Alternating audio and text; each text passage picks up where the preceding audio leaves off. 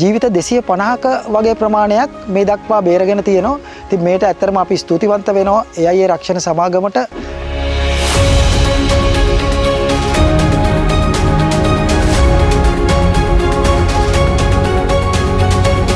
මම PK එදිරිසිංහ ශ්‍රී ලංකා ජීවිතාරක්ෂක සංගමේ ප්‍රධාන ලේකම්. මෙවරත් පොසොන් උත්සවය වෙනුවෙන් අනුරාධපුර ජීවිතාරක්ෂක රාජකාරිය වෙනුවෙන් ජීවිතාරක්ෂකයන් 550ක වගේ ප්‍රමාණයක් අපි යොදවන්න බලාපොරොත්තු වෙනවා. මේ සඳහා අපට පූර්ණ අනුග්‍රහය දක්වනවා AIA රක්ෂණ සමාගම.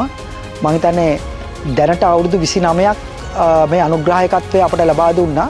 මහ ජනතාවගෙන් ඉල්ලා සිටිනවා මේ වැව් ආශ්‍රිතව සිදුවෙන අනතුරු වළක්වා ගැනීම සඳහා ක්‍රියාත්මක වෙනවා නම් අපිට සම්බන්ධ වෙලා අපට සහයෝගය ලබා දෙන්න. ඒ වගේම තමයි රතු සහ කහ කොඩි අපි දානවා වැව් ආශ්‍රිතව.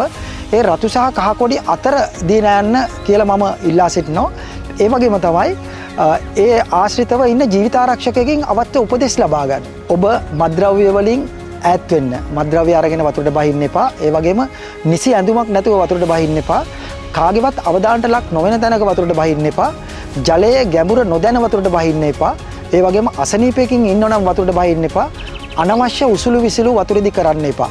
ඉතින් මේ දක්වා කිසිදු ජීවිතයක් අනතුරට ලක් වුණේ නැහැ. කිසිදු මරණයක් වාර්තා වුණේ නැහැ.